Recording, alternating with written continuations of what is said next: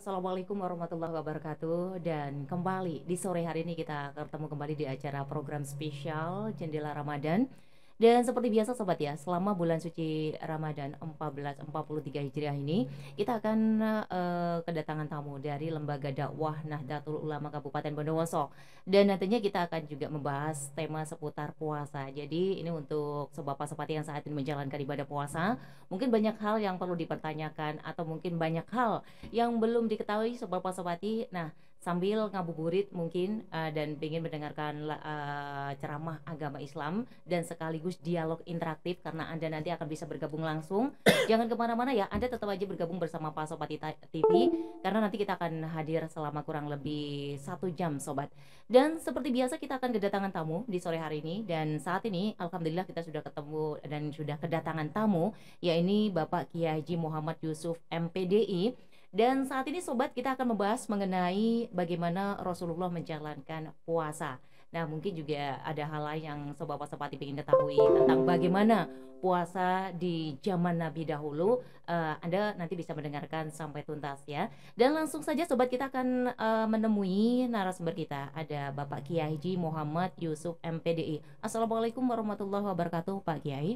Waalaikumsalam warahmatullahi wabarakatuh. Iya, senang sekali rasanya. Alhamdulillah sore hari ini kita bisa ketemu di sini, kumpul di sini, Pak. Saya Ya, belum ya, kenal dengan iya. Mbak siapa? Yosi. Mbak Yosi. Iya, tadi sebelum Ya. sempat ketemu. Iya. Ya, dan Pak Kiai kita saat ini akan membahas mengenai bagaimana Rasulullah menjalankan ibadah puasa ya. Jadi mungkin Baik. apakah ada bedanya nanti dengan ibadah sekarang ini? Mungkin juga ada hal yang perlu disampaikan kepada sobat Pasopati tentang puasa di zaman Rasulullah dulu. Silakan Pak Kiai. Baik, pemirsa pendengar setia Radio Pasopati yang dicintai dan dirahmati oleh Allah Subhanahu wa taala.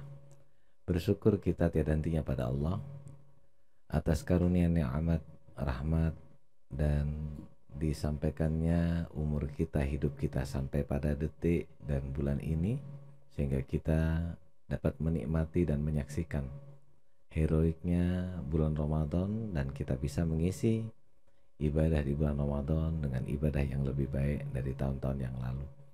Tentunya kita mengakui dan menyadari bahwa ditambahkannya umur hidup kita, kita diberikan hak untuk menghargai sisa-sisa umur kita, untuk melakukan pentaubatan diri kita, banyak istighfar dan kembali kepada Allah Subhanahu wa taala.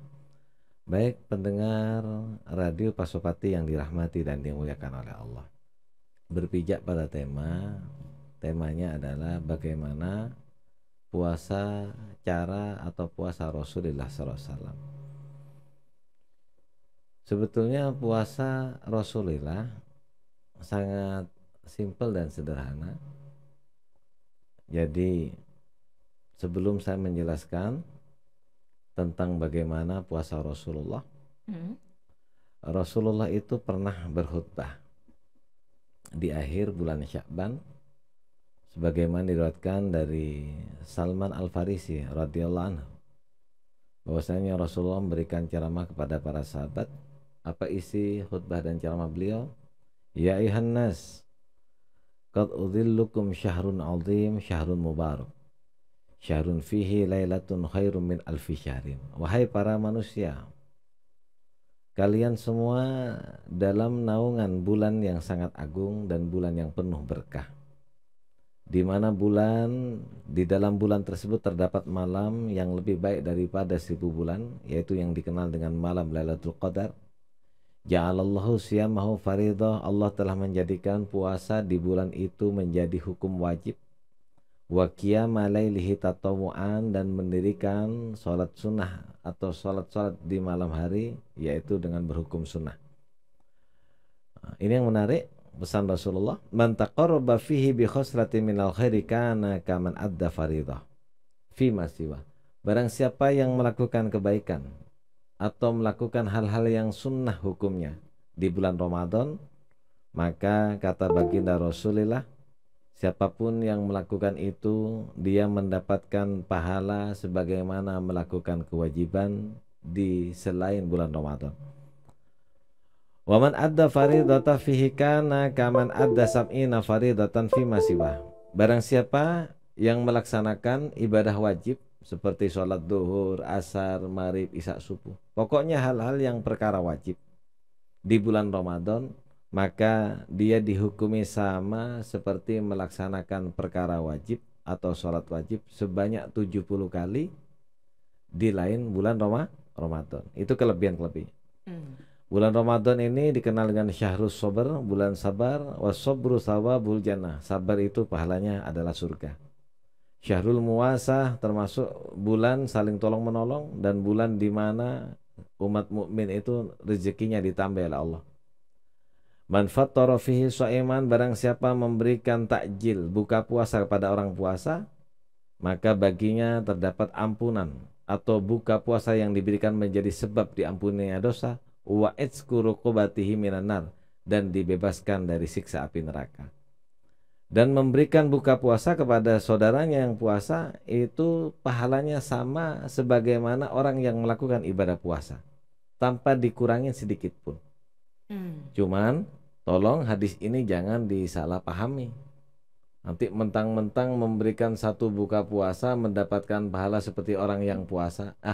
Kalau begitu saya tak ngasih buka puasa 100 orang, terus saya sendiri tidak usah puasa, minum kopi sambil rokok-rokokan di rumah. Nah ini salah ya, ini salah pemahaman, salah cara. Orang lain disuruh puasa, dirinya nggak mau puasa. Mendengar pernyataan khutbah Rasulullah SAW, sahabat ini langsung menjelaskan, ya Rasulullah, tidak semua dari kami sahabatmu itu memiliki buka puasa yang lengkap.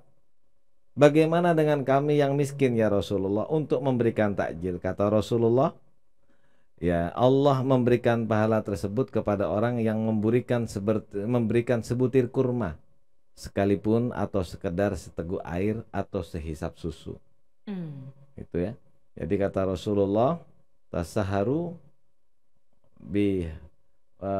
bersahurlah atau tafattaru berbukalah walaupun dengan seteguk air.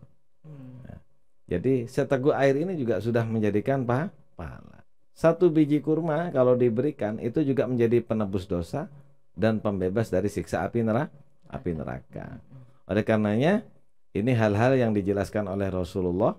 Mengingat hal-hal tersebut, Rasulullah mendidik agar para sahabatnya selalu gembira ketika datang bulan Ramadan. Hal ini juga ditegaskan oleh Al-Hafidz Ibnu Rajab menjelaskan suatu riwayat yang dijelaskan oleh Imam Mu'alla bin Al-Fadl, yaitu ulama tabi'in. Beliau mengatakan, kanu yad'una Allah Ta'ala sittata ashhurin ayyuballighahum Ramadan wa yad'unahu sittata ashhurin ayyataqabbala minhum.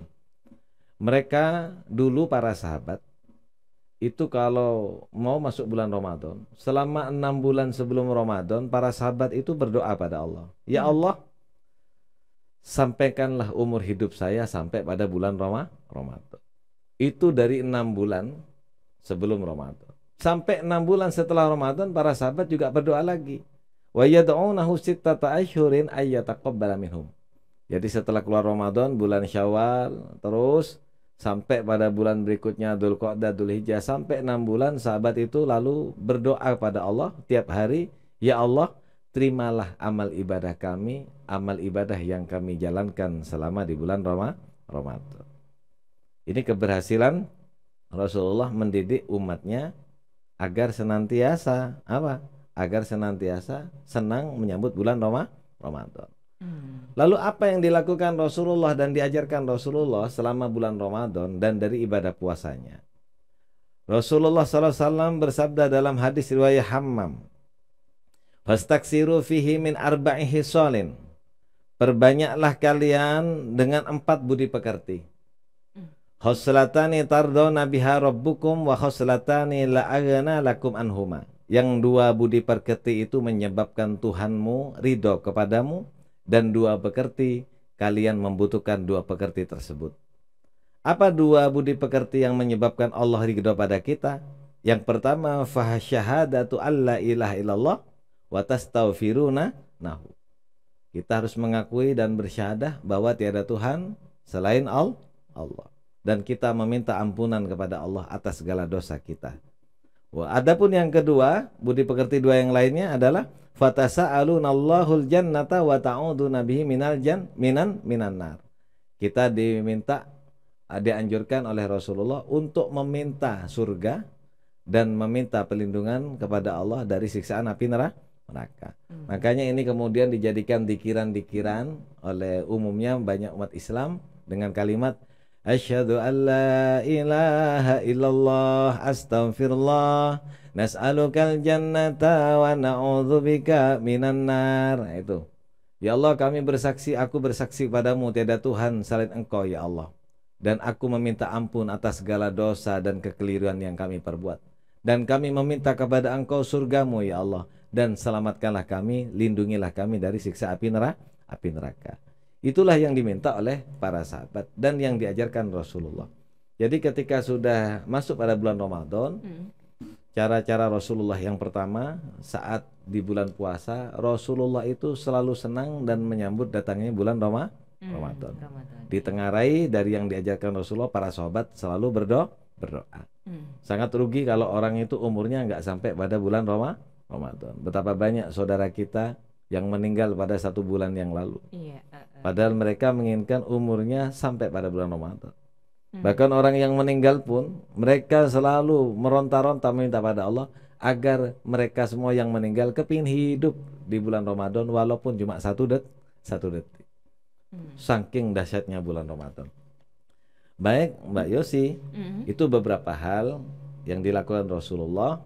Banyak membaca syahadat, istighfar, kemudian lalu meminta surga dan meminta agar Allah menyelamatkan dari siksa api neraka. Kemudian yang berikutnya, Rasulullah tidak pernah meninggalkan niat. Walikulli imri'in manawa innamal a'malu binniyat. Sesungguhnya perbuatan itu bergantung pada niat. Ada 2 hal yang dijelaskan di dalam kitab Qawaidul Fiqh. 2 perkara ini sekilas seperti kembar siam. Yang membedakan 2 perkara ini adalah niat. Yang pertama ibadah, yang kedua ada. Ada ibadah, ada. Ibadah itu perbuatan yang diridhoi oleh Allah, dan ada itu adalah kebiasaan. Setiap perbuatan kalau tidak didahului dengan niat, maka perbuatan itu akan menjadi kebiasaan. Tapi kalau perbuatan itu diawali dengan niat, dia berhukum ibadah. Contoh, Mbak Yosi wudhu, membasuh wajah, membasuh tangan, membasuh sebagian kepala, kaki, tapi nggak niat, maka itu dihukumi mencuci wajah dan mencuci tangan biasa.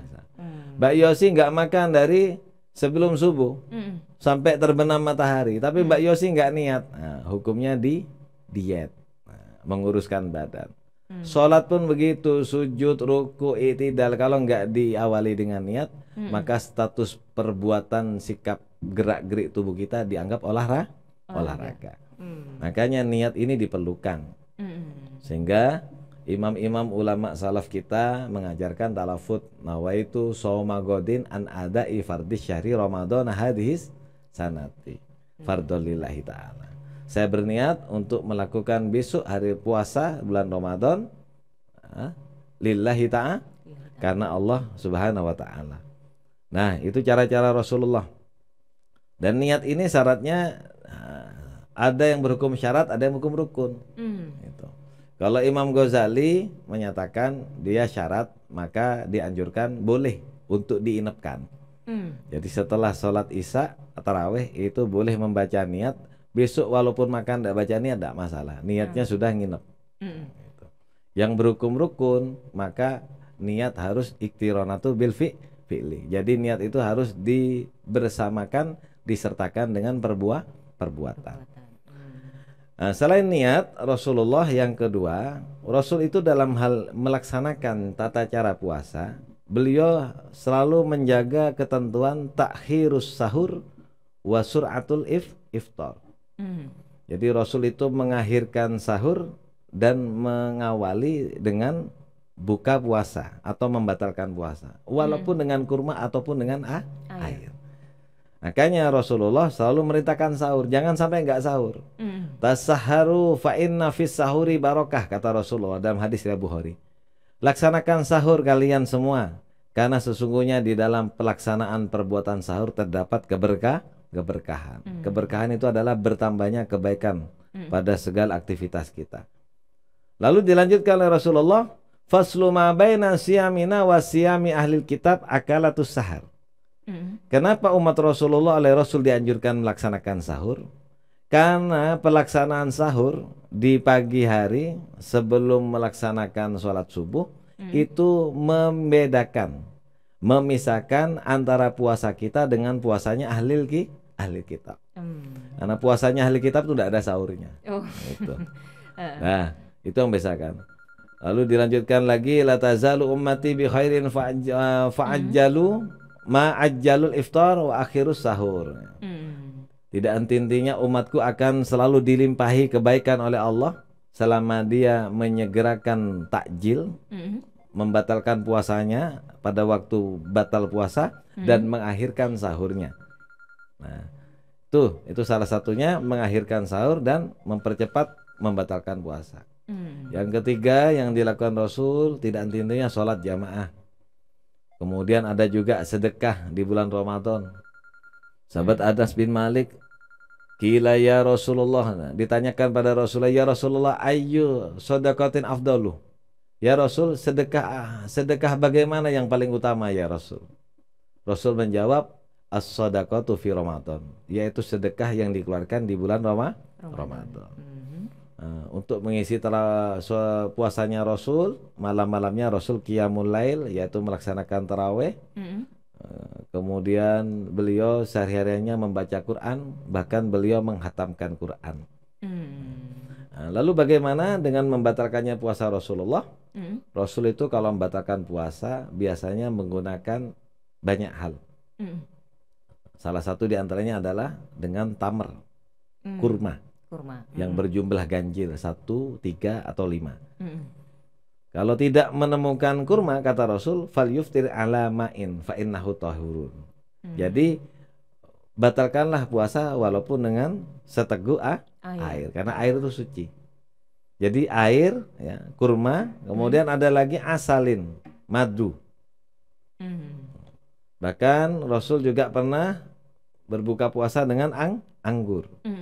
Di Quran itu buah-buah yang disebut seperti zaitun, seperti tin, seperti delima, seperti labu, melon, cuka, susu, itu termasuk puasa-puasa yang pernah Rasulullah batalkan dengan makanan-makanan tersebut. Cuka itu maksudnya kalau pakai zait akbar, dokter, cara bikin cuka itu gampang ya, buah pepaya, buah apel dicampur kurma, disigar, lalu masukkan ke air, dicom, tutup rapat-rapat, jangan sampai ada udara masuk, diamkan selama 2 hari, minimal 1 hari 1 malam, lalu airnya diminum, itu sudah air cuka. Bisa menyempurnakan kesehatan tubuh kita. Nah, itu ala-ala Rasulullah.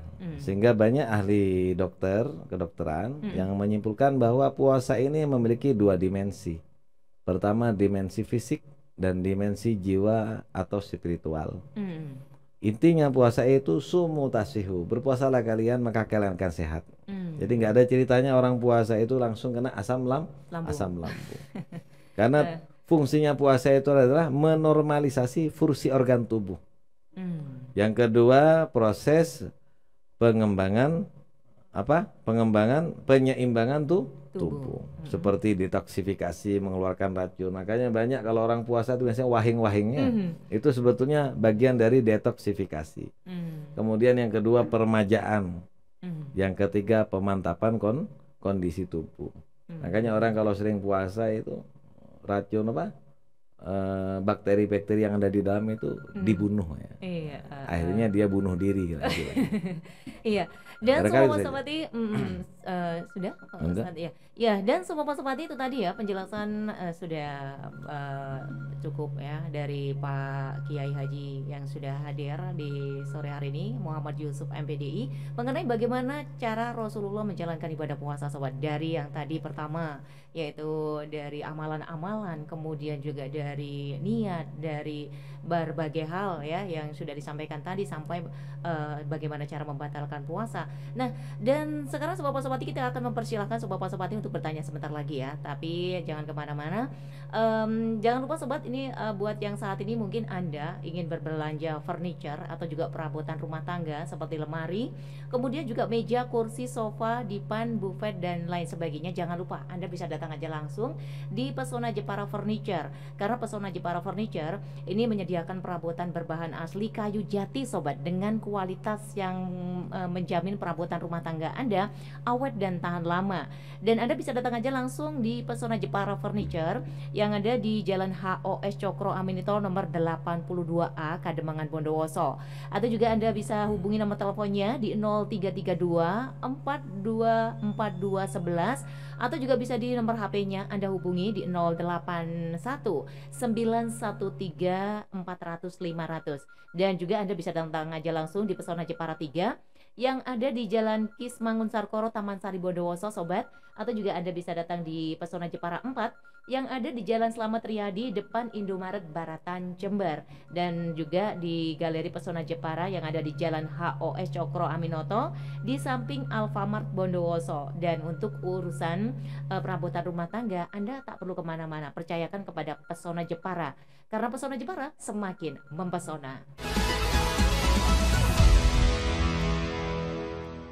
Oke, 99.4 Pasopati FM dan juga para pemirsa Pasopati TV, dan kembali kita hadir lagi untuk melanjutkan yang bahasan kita tadi mengenai bagaimana Rasulullah menjalankan ibadah puasa sobat. Dan tadi sudah dijelaskan secara panjang lebar oleh narasumber kita yaitu Bapak Kiai Haji Muhammad Yusuf MPDI ya, bagaimana tata cara Nabi Muhammad Sallallahu Alaihi Wasallam menjalankan ibadah puasa.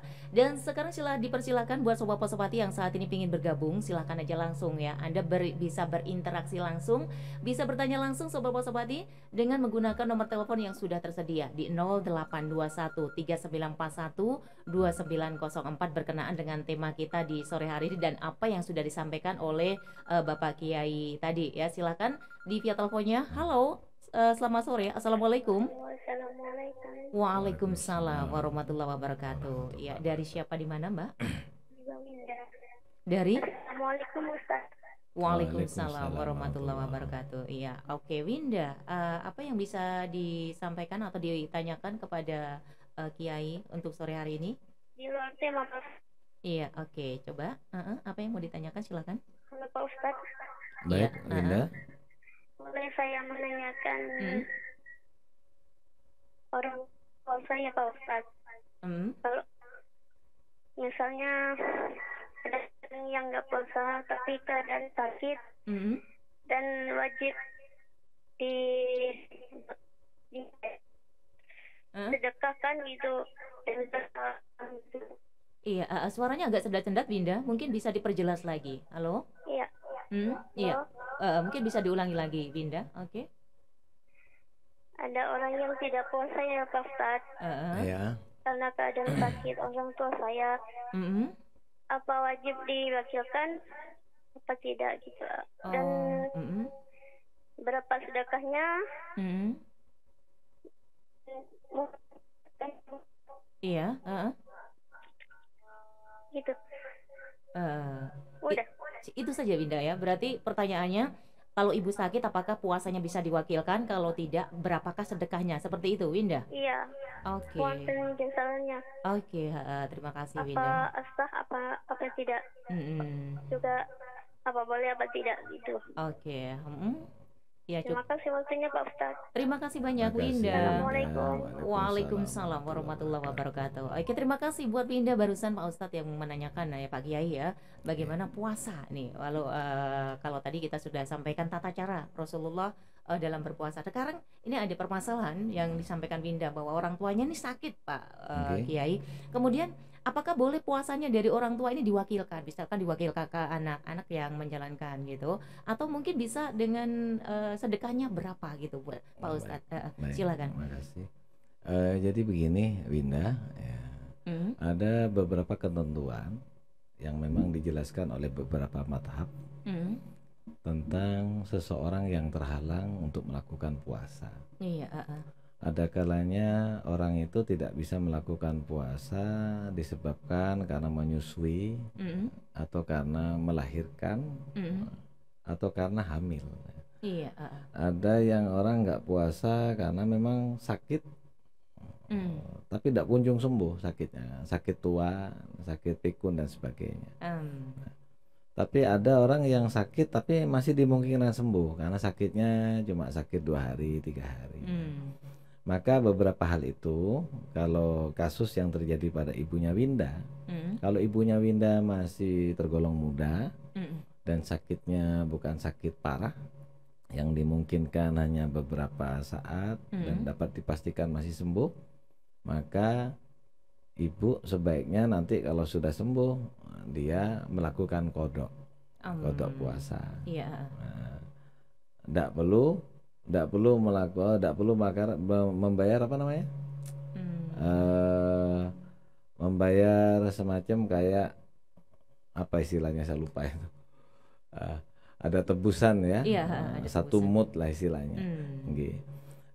Kalau orang tua jenengan sakit, sakitnya karena sepuh, memang tidak mungkin sudah lagi sembuh, maka beliau tidak dikenai kodok, tapi melainkan cuma bayar 1 mut tadi per 1 hari. Per 1 hari, Bang. 1 mut itu hitungannya ya 1 piring nasi lah. 1 piring nasi.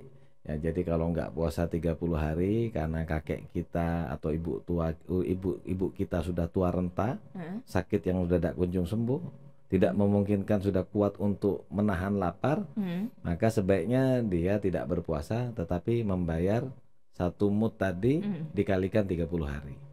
Itu. Nah, jadi itu beberapa ketentuan. Seperti kecuali orang yang hamil ya, orang yang menyusui, dia dikenai dua-duanya.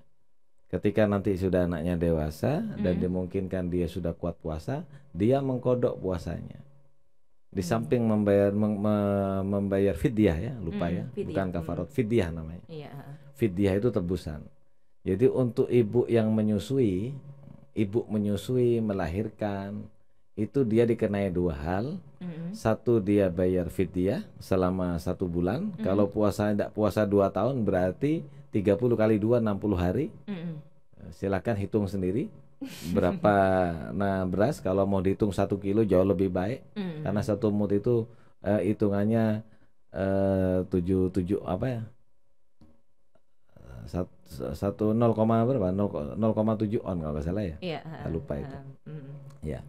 Itu hitungannya bayar fidyah 1 mut per hari, atau ngasih nasi 1 piring dikalikan 30.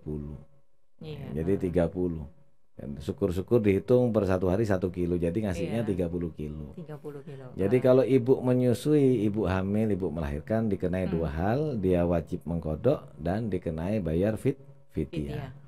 Nah, kalau ibunya Winda ini sakitnya karena sudah tua renta dan tidak dimungkinkan untuk sembuh, dan dia tidak mungkin untuk melaksanakan puasa, maka ibu tidak dikenai kodok, tapi cukup bayar fidyah. Fidyahnya tadi 1 mut, atau satu piring, atau 1 kotak nasi lah, per 1 hari.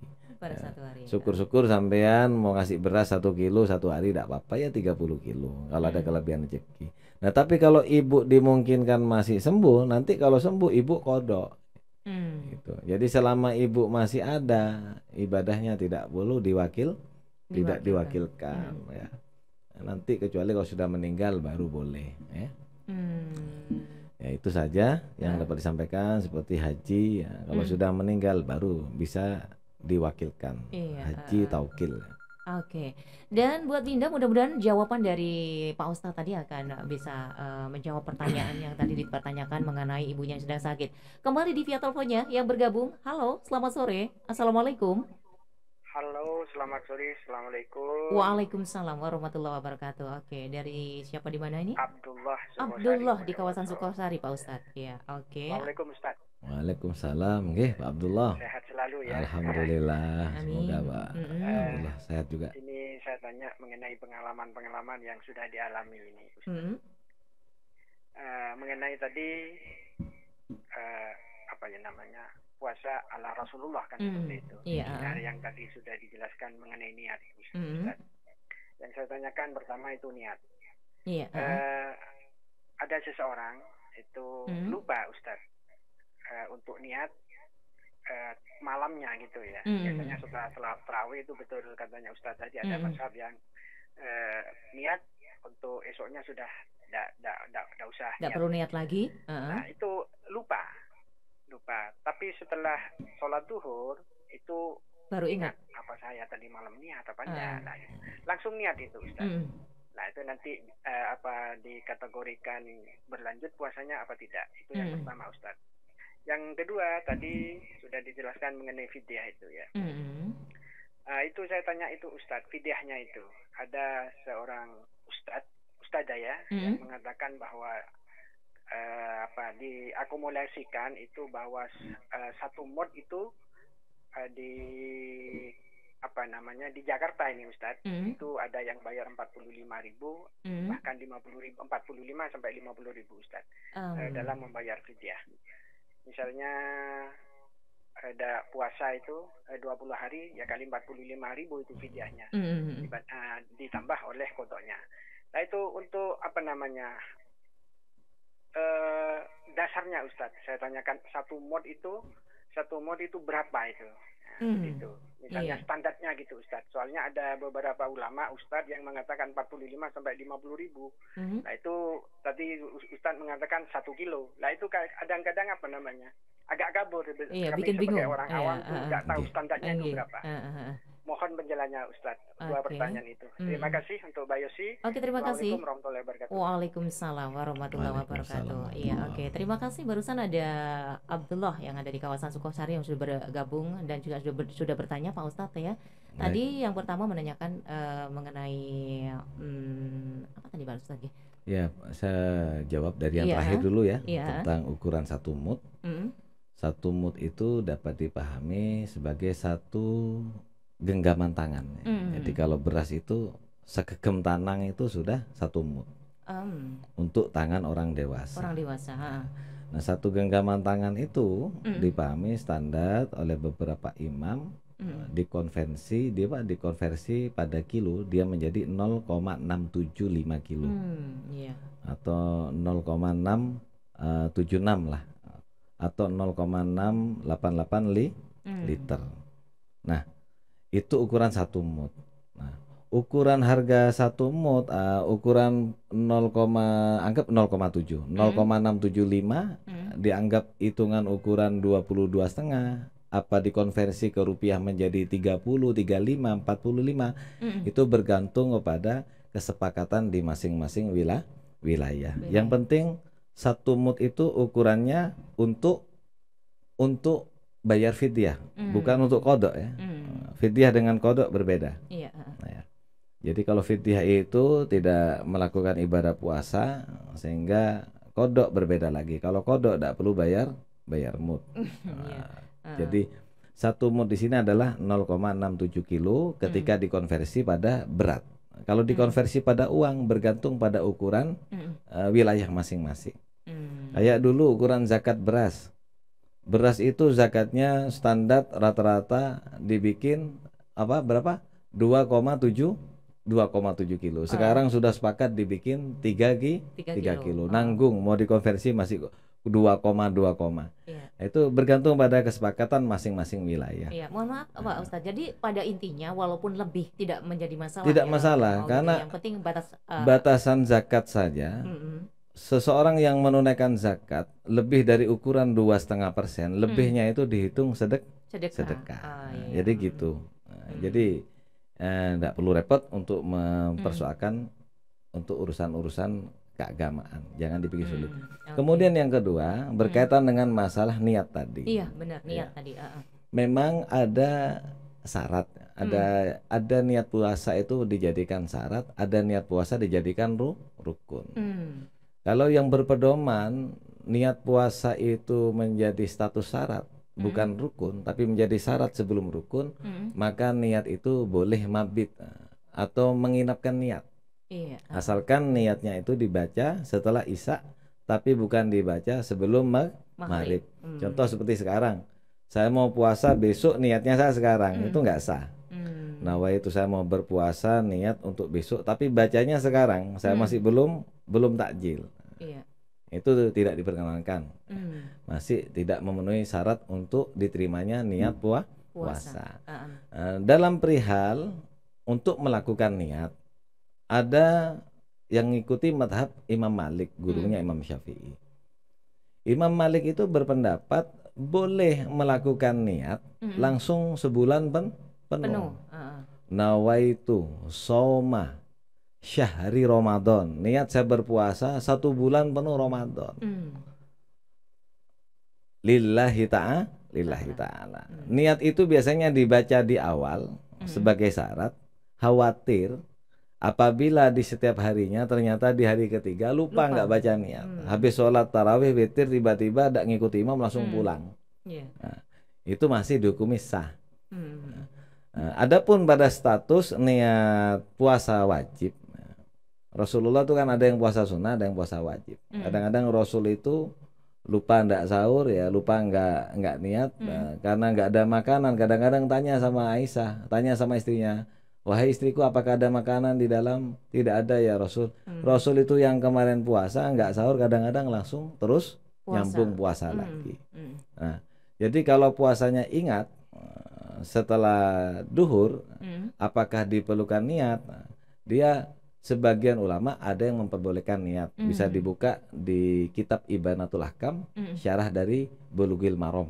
Di situ ada pendapatnya dari Imam Hanafi, ada pendapatnya dari Imam Syafi'i, juga ada pendapatnya dari Imam Maliki. Jadi ada sebagian imam, kalau nggak salah itu seingat saya Imam Ahmad bin Hanbal, kalau ingatnya setelah duhur maka tidak perlu diperkenankan niat, maka puasanya tidak sah. Kalau Imam Syafi'i, seingat saya nih ya, karena saya tidak bawa kitabnya, mohon maaf Ustadz Ahmad, itu ada di Ibanatul Hakam bab saum tentang puasa. Itu kalau niat ingat sebelum duhur atau setelah duhur lalu dibacakan puasa, silahkan dilanjutkan puasanya, tidak masalah. Walaupun niatnya disusulkan. Seandainya tidak membaca niat ala madhabnya Imam Malik. Misalkan bacanya tiap hari. Gitu. Nah kalau bacanya tiap 1 kali, syarat sebelum baca niat tadi, baca niat saya berpuasa 30 hari penuh, maka walaupun tiap harinya lupa, besoknya ingat, meskipun tidak niat lagi tidak masalah.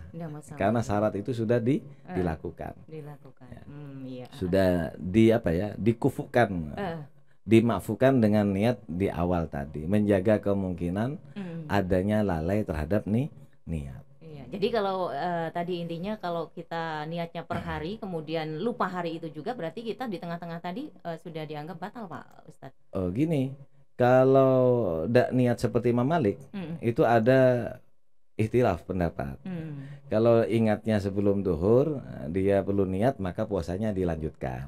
Ada kalau yang ingatnya setelah duhur, lalu dia puasanya batal, tidak bisa diteruskan. Ada dua pendapat.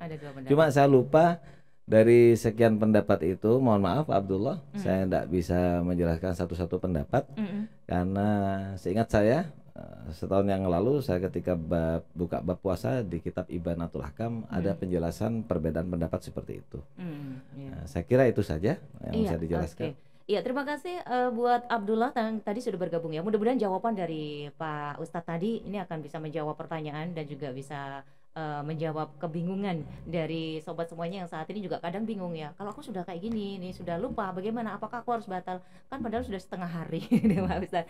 Ya. Dan sobat-sobati sebelum kita lanjut lagi, jangan lupa ya kita break dulu sebentar. Dan buat sobat-sobati yang saat ini membutuhkan perabotan rumah tangga, jangan lupa bahwa acara ini juga didukung sepenuhnya oleh Pesona Jepara yang menyediakan berbagai macam perabotan rumah tangga. Jadi buat sobat-sobati yang saat ini membutuhkan lemari, meja, kursi, sofa, dipan dan juga buffet, jangan lupa datang aja langsung di Pesona Jepara ya. Karena Pesona Jepara Furniture ini menyediakan perabotan rumah tangga berbahan asli kayu jati sobat, dan berkualitas terbaik, dan perabotan rumah tangga awet dan tahan lama. Dan Anda bisa datang aja langsung di Pesona Jepara Furniture yang ada di Jalan HOS Cokro Aminoto nomor 82 Kademangan Bondowoso. Atau yang ada di kawasan Jember, Anda bisa datang aja langsung di Pesona Jepara 4 yang ada di Jalan Slamet Riyadi depan Indomaret Baratan Jember, sobat. Atau juga Anda bisa telepon langsung menggunakan nomor teleponnya di 0332 424211, atau juga bisa nomor HP-nya dicatat ya di 081 913 400 500. Dan untuk urusan kebutuhan perabotan rumah tangga, Anda jangan kemana-mana, percayakan kepada Pesona Jepara Furniture, karena Pesona Jepara semakin mempesona.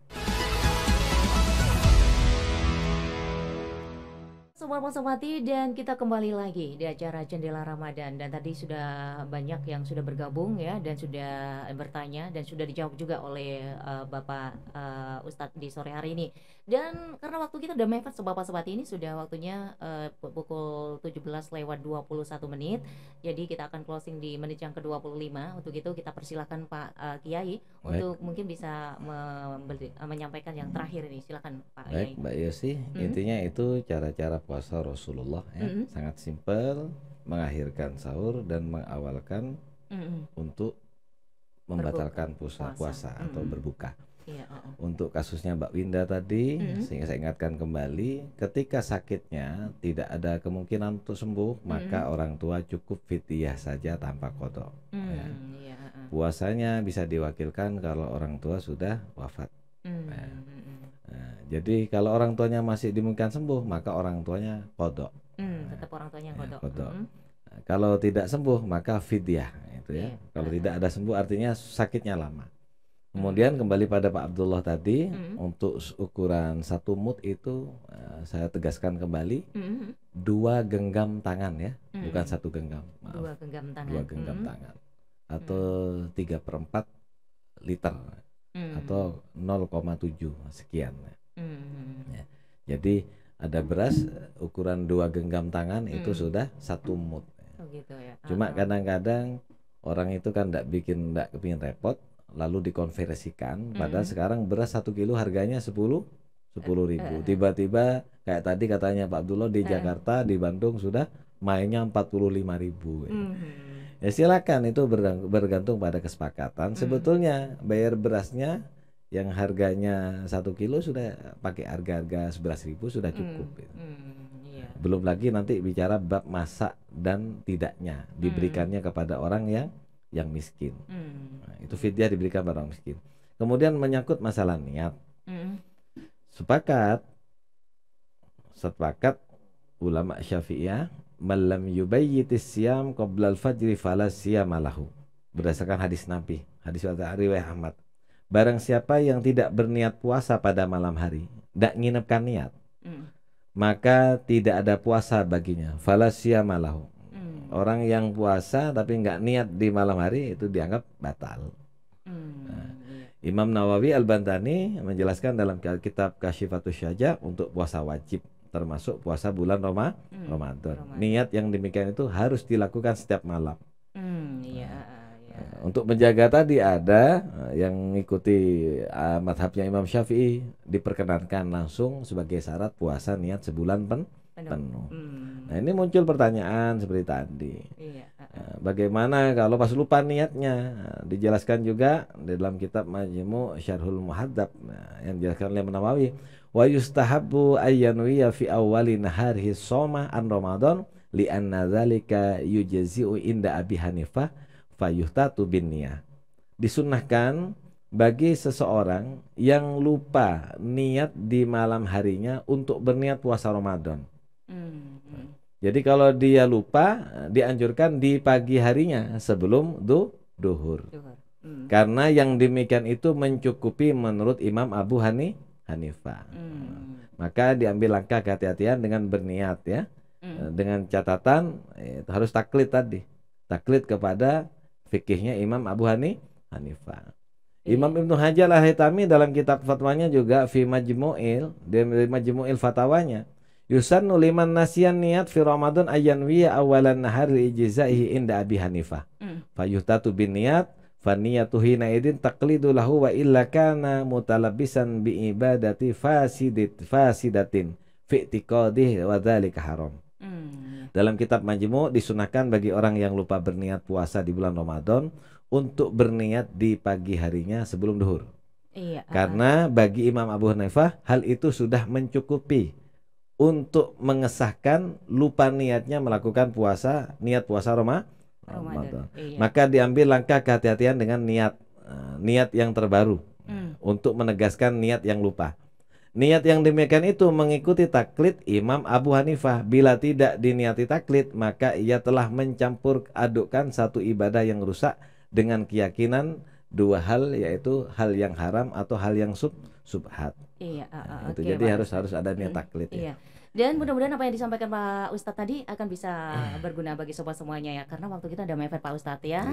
Dan kita harus pamitan dulu. Jadi dipertegas ya Bu Yosi, yang setelah duhur intinya sudah tidak sah. Tidak sah ya. Puasa wajib. Yang tadi puasa wajib ya. Iya, oke. Dan sobat-sobati, kita sudah mendekati saatnya berbuka puasa. Jadi terima kasih banyak buat Pak Ustadz sudah mampir, dan juga sobat-sobati TV yang sudah menyaksikan. Dan akhirnya Yosi harus pamitan, juga Pak Ustadz harus pamitan. Dan wassalamualaikum warahmatullahi wabarakatuh.